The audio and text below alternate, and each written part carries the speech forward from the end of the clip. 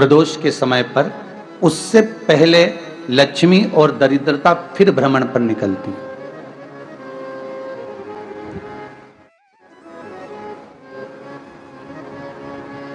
शिव भ्रमण कर कर जब वापिस आ जाते हैं, हिंदू धर्म में पीपल के वृक्ष की जो गणना वराह पुराण में करी गई है, 4 बजे से 7 बजे तक शिव के भ्रमण का समय बताया है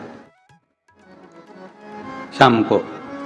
तो 7 बजे से लेकर फिर रात्रि 9 बजे तक लक्ष्मी और दरिद्रता फिर भ्रमण पर जाती। इनका एक समय निश्चित है महाराज। भ्रमण कर कर आ जाना। अब इस बीच में जब लक्ष्मी और दरिद्रता दोनों निकल कर जा रही हैं, तो दोनों एक भाव रख कर जाती हैं कि आज हमको कहां प्रवेश करना है।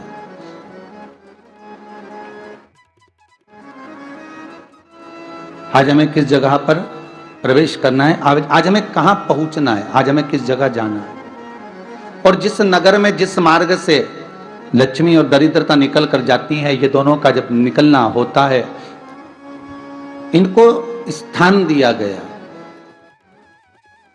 जहां पर स्वच्छता हो, घर के दरवाजे पर रंगोली डली हुई हो, द्वार पर जल छीटा गया हो। महाराज, उस द्वार पर लक्ष्मी प्रवेश करती है तो दरिद्रता भी जाने लगती है अंदर। जब दरिद्रता अंदर जाने लगती है तो लक्ष्मी उसको रोक देती है। पहले मैं देखकर आती हूं कि तेरे लिए स्थान है कि नहीं, तू यहां रुक।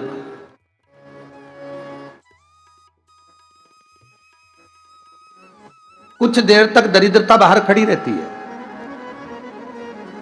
और लक्ष्मी जी की बड़ी बहन जब दरिद्रता बार बार अंदर जाने का प्रयास करती है तो लक्ष्मी जी कहती हैं, जी तू इतनी बड़ी होकर तुझे मालूम है, तू तेरा सम्मान होना चाहिए, आदर होना चाहिए, और तू अंदर चली जा और कोई तेरा सम्मान ना करे तो कितना बुरा लगेगा, इसलिए तू बाहर खड़ी रहे। मैं अभी आई।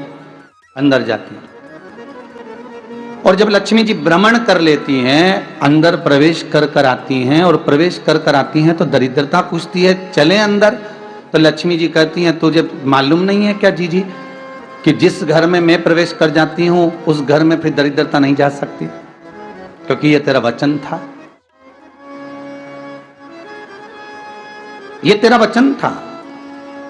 अपन दोनों का जब मंगल विवाह हुआ था, मेरा विवाह जब नारायण के साथ में हुआ और तुम्हारा विवाह जब दुस्साह मुनि के साथ हुआ, दरिद्रता का विवाह दुस्साह मुनि के साथ हुआ। जब अपना दोनों का विवाह हुआ था तो अपन दोनों ने एक वादा करा था कि जिस घर में लक्ष्मी प्रवेश कर जाएगी उस दिन फिर दरिद्रता नहीं जाएगी, और जिस घर में दरिद्रता प्रवेश कर जाएगी उस घर में फिर लक्ष्मी नहीं जाएगी।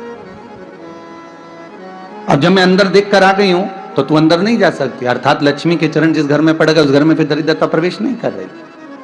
चलते चलते फिर दरिद्रता ने देखा और लक्ष्मी जी इसको लेकर गई, और लक्ष्मी जी ने देखा कि इसके दरवाजे पर जल नहीं छीटा गया, इसके दरवाजे पर ना रंगोली डली है, इसका द्वार साफ नहीं हुआ है,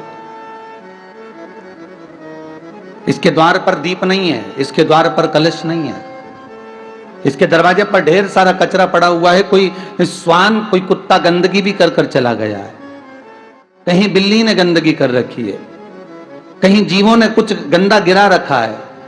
तो फिर लक्ष्मी जी कहती है, जी अब मैं होकर आ गई थी ना, अब तू जा, तू होकर आ। और दरिद्रता प्रवेश करती है। तो अंदर जाकर क्या देखती है दरिद्रता कि इतनी सवेरे से मैं घूमने इनके दरवाजे पर आई और ये तो सब चादर तान के चकाचक गुर्राटा भर भर कर सो रहे हैं। तो दरिद्रता कह देती है, तुम्हारा भाग्य ही बेकार है, तुम्हें क्या करूं, तुम ऐसे ही सोते रहो। और दरिद्रता गुस्से में बाहर निकल कर आती है, लक्ष्मी से कहती है, लक्ष्मी तू इसके घर में जाना ही मत। तो दरिद्रता को कहती है, जी तेरी बात नहीं मानूंगी क्या मैं? लक्ष्मी जी बोली, मैं तेरी बात नहीं मानूंगी, बिल्कुल नहीं जाऊंगी इसके घर में, तू चिंता मत कर,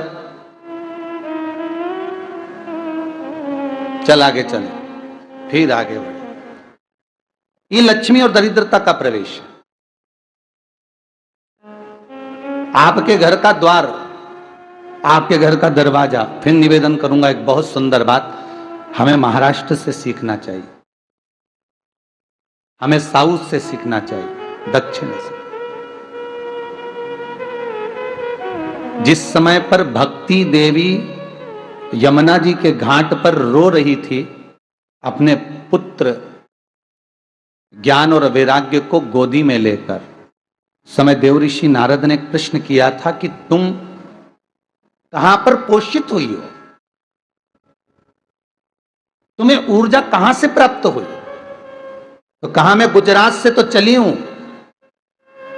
और वहां से चलती चलती भक्ति देवी कहती है मैं बहुत दुखी होकर, बूढ़ी होकर, द्रवित होकर, बड़ी दुख में वहां से चलते चलते जब मैं महाराष्ट्र में पहुंची तो मैंने वहां जाकर देखा कि वहां पर लोग हर पल हर घड़ी ब्रह्म मुहूर्त में उठकर स्मरण करते हैं, नाम जाप करते हैं और दरवाजे पर जल छीट कर रंगोली डालते हैं।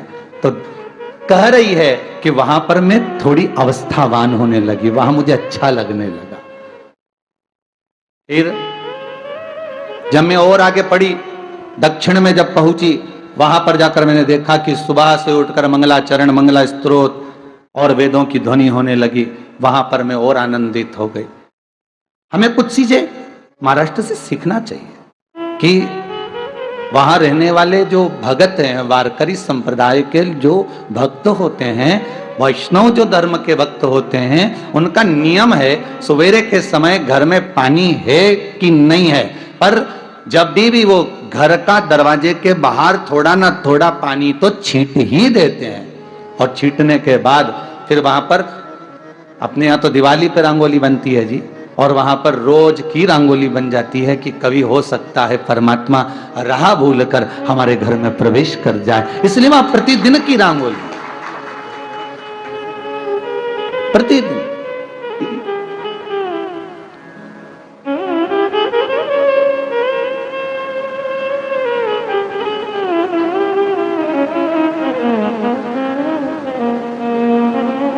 हमें सीखना चाहिए थोड़ा सा।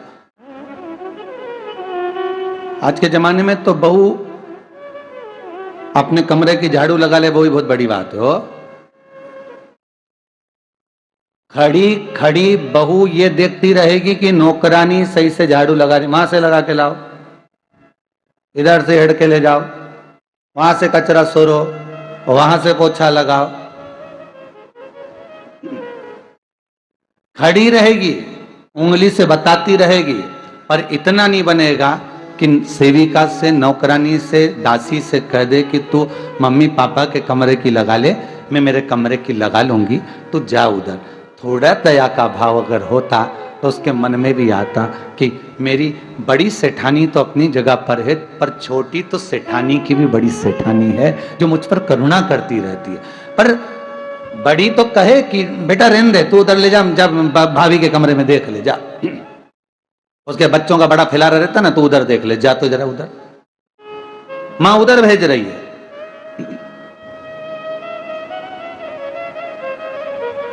थोड़ा सेवा का भाव हमारे भीतर हो।